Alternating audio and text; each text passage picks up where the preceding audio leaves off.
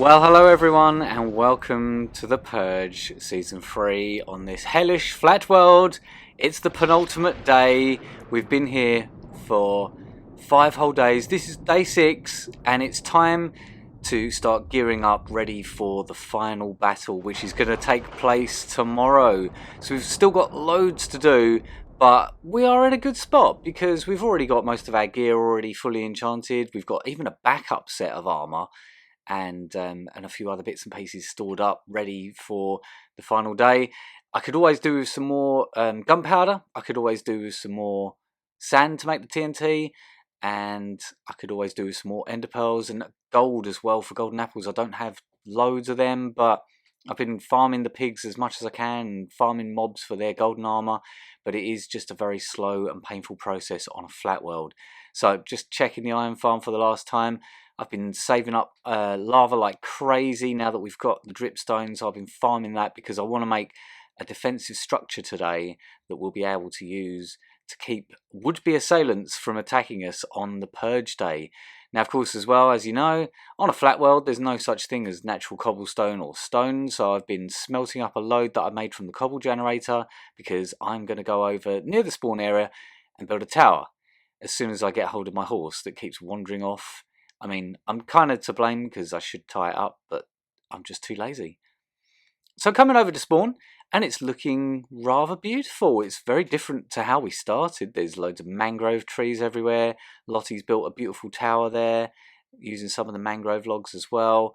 And yeah, I'm looking here. Smith's marked out that area there with the dirt blocks, and I'm going to build a little tower adjacent to him, right where this mangrove tree is. So I'm really sorry, mangrove tree, but I am going to have to remove you because you are in the way of my progress. I need to build a tower right in this spot here so that I'm next to Smith, my teammate, and this spot will do perfectly. It's got a good view of the area around me. I can see Lottie, I can just about see Pika's base over there, and I can see Beardo and Random's base right there as well.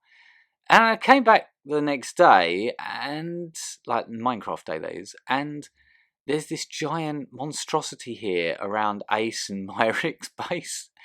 This just wall of lava, and I'm pretty sure those guys are up to no good up in the sky, but that's not stopped them making it so that no one can get into their base very easily at all, because fire resistance is so hard to come by in this world. Like, I've farmed a few bottles from witches from like mob farm, or catching them out in the wild and setting them on fire and just timing it right, but the fire res is so key. And as you can see, Smith's already made a massive start on his build as well. It's looking amazing. That man is a madman with the different blocks that he's gone for. That block palette is insane in a flat world. But anyway, I'm going to be building a very simple tower. But as I was getting underway, I came across this guy with, oh, beetroot seeds, just what I've always wanted. Not. But I will take him up on those pufferfish. But I'm going to have to go and grab some emeralds back from the base and come back for him. So, just a quick trip back to the base on my trusty steed, and here is one of my stashes. This has got a lot of important things in it, and totems, golden carrots, backup gear, poison arrows that I've been saving up from that Fletcher. What a dude that guy is, the poison arrows. I was so lucky to get him. Right, pufferfish, I'm going to grab as many as I can because they could be fun for a little trap on Purge Day. And of course, we're going to kill the trader now because our business is concluded, and get back to building the tower. Now, like I say, it's not a very amazingly detailed tower. It's pretty basic. It just needs to serve the purpose of stopping anyone being able to get up to me and grabbing me, and I don't want that. So I'm going to try and make it as difficult as possible.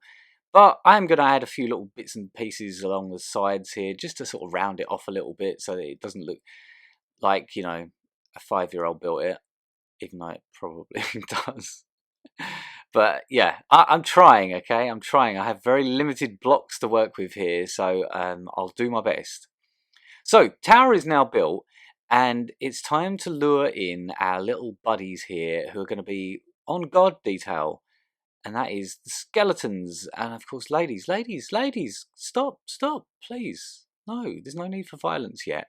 The skeletons are one of the least cooperative mobs on Minecraft. They're very annoying. They're arrows, but I thought they'd make good, like, sort of guard dogs in the tower here. If anyone's trying to climb up the tower to get to me, they've got to go past all these reams of boats here that I've set up that are going to have skeletons trapped inside them. But of course, you've got to try and coax the skeletons into the boats in the first place, which is easier said than done. And then, of course, you've got to name tag them, but that's not an issue because I've got plenty of name tags from all the fishing. So yeah, I'm just going to name them something basic, Skelly Guard. I'm sure I could have been a lot more creative with those names, but they're all just going to be called Skelly Guards, and they are going to... Oh, hello. Oh, another one straight away. That's good. But obviously, I am taking a bit of a beating here, and... they are, like I say, not the most cooperative mob in the game when it comes to like getting them where you want them to go. But I'm going to do my best. Oh, there we go. That was lucky. Straight into the boat. So yeah, like I say, this is not easy at all, but we're starting to get there. But I've changed my mind. I think I'm only going to go for one boat's worth on each level because I think I was maybe being a bit greedy and a bit ambitious when I set up 2 boats in each platform because, well, they're just going to end up just shooting at each other, aren't they? So really, realistically, I think just one skeleton per boat, per level, and they shouldn't be able to start shooting at each other because that is the other danger as well, is that there'll be some friendly fire, and we don't want that. We don't want our guards fighting with each other. We want them fighting the other players. So I've managed to like wrangle up one per level pretty much now, and it's just a case of doing a few little other bits and pieces. But while I was just contemplating what to do, I noticed out the corner of my eye a wandering trader appeared, and he's right next to Beardo. Can I get to him before Beardo? Please, sir, please. Do you have anything good? God, Oh, Beardo. yeah. Sand. Nice. Oh, Literally by your doorstep. I mean, you're welcome to the melon seeds and, No. and the orange dye if you want to check out the rest of his trades. But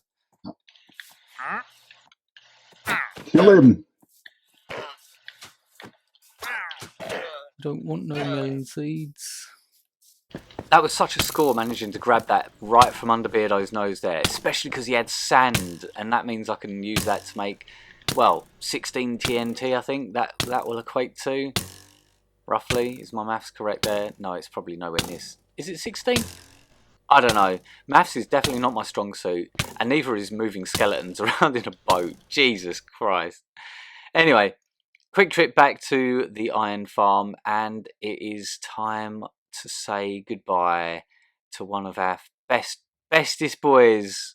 Unfortunately, we're so close to Purge Day now, and we cannot allow him to fall into enemy hands or work for the enemy. The poison arrow dude, the Fletcher, my boy, I'm afraid it's time to say goodbye. You served me so well. I got so many poison arrows out of this guy, but I just cannot take the risk of him falling into enemy hands so close to Purge Day, because I don't want anyone else having poison arrows either, really. And of course, there's always time to grab a last minute ender pearl. Thank you very much, sir. I'll take that. That could come in clutch. Who knows? But yeah, one thing is for sure, I'm not short of slime in this world. But TNT, yeah, it did make 16 TNT, and I will put that back in my stash later on. But in the meantime, it's time to put in the pièce de résistance of my tower. So, the plan is that there's going to be like a lava curtain going all the way around the middle here, closing in the skeletons so that no one can see them, they can't attack them, they don't know exactly what level they're at or anything like that, and they're just going to be firing away very obnoxiously, and of course those arrows are going to become flame arrows as well because they're going through the lava. So, fingers crossed, this is going to work. I'm not entirely sure what I'm doing here. This is very off the cuff. I don't test things in creative. I literally just roll with it in survival, and if it works, it works. If it doesn't, well, it's back to the drawing board. so far so good. The corners seem to be behaving exactly as I wanted them to. The problem then occurs though when I start adding the ones on the sides here, and then it starts spreading out for some inexplicable reason and killing my skeleton. No! So the top guy did burn to death, unfortunately, and I'm pretty sure the boats would have burnt from the other guys below, but that's not an issue. They should be still just stuck on their platform, but it does mean, unfortunately, I'm going to have to rethink this top bit, because I do really want to have a skeleton up the top there as well, just so there's like 4 in total, and it's very difficult to get up to me in this tower bit here. So I'm just going to remove the lava, and well, we'll try something different. And I managed to replace that guy there, so he's back in place now. Let me just name tag you so you don't despawn. Thank you so much for your cooperation. Stop it, please. And just get rid of those blocks, and then just block this up. And then we should be good to go again and try out a different way. So I've built a platform in the middle here. Now I'm hoping that's going to mean that the lava's not going to spread like it does weirdly without the platform there. And yes, it does seem to just go straight down now in a big sort of curtain, which is what I had originally envisaged. So maybe I should have just built this platform in the middle first, because I'd always was gonna have a platform in the middle, so maybe I should have just thought that through. But you know, lessons learned. It was only one skeleton I had to replace back, so it wasn't the end of the world. And yeah, so I'm basically just gonna like fill in the rest of this with lava, create a curtain all the way around it, and then my skeletons are gonna be completely boxed in. No one's gonna be able to get to them. And then I'll just block this off here so I don't accidentally walk into the lava during Purge Day while I'm fighting from up on top of my tower here, because that would be very bad for my health. But there is a slight problem. It does spread out to the stairs here, and it means that I can't now use the stairs to get up. So I've got to come up with a different way of getting in and out of the base, and that is pretty much just yeeting myself off to get down. And then, well, I don't want the water source down there because I don't want people using that. But yes, this is exactly what I wanted. And look at that. Super annoying skeleton hidden away there. You don't know where he is. You can't see him. You can't fight back. It's genius, I tell you. It's genius. So I'm just going to block that up. And the last bit, I am just going to add a load of lava to the roof of this thing as well, because I don't want anyone purling up above me and thinking that they can dig down and get into me from above. So I'm trying to cover every conceivable angle here. We've got below sorted out. We've got above. I don't know how else people are going to come at me, but well, we'll see. But I'm basically just going to cover this roof in a few sort of sporadic lava sources, just so it's not like solid with lava, but there is flowing lava at least covering every last little piece of this. And walls, of course, make it difficult for people to purl in as well. So it's looking good. It's looking good. I'm feeling confident with my tower defenses. I feel like it's quite a defensible structure here, and I'm looking forward to Purge Day. It's going to be a blast, and like I say, I'm just trying to make it as difficult as possible for people to come at me. This is my first time on the Purge, so I don't really know what to fully expect on the last day and how things are going to go down. But like I say, I'm going to do my best. That's all I can do. Hopefully make my teammate proud. Hopefully Smith's gonna be proud of me. And yeah, as you can see, it is at least sort of 4 blocks deep there, and obsidian, because I do not want anyone raining TNT down on this thing either, because I have a sneaky feeling that someone's going to be building some sort of Skynet up in the sky there, and trying to like bomb everyone from above, because a lot of the other like towers, their roofs look a little bit vulnerable. So I am just going to play it safe. But yeah, that staircase is a problem. That could be a problem.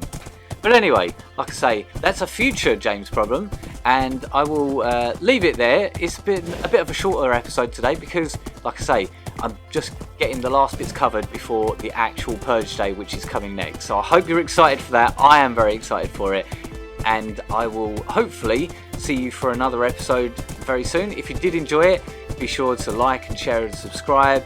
And yeah, I will catch you all for Purge Day in the next episode. I am super hyped and I hope you are too. See you then.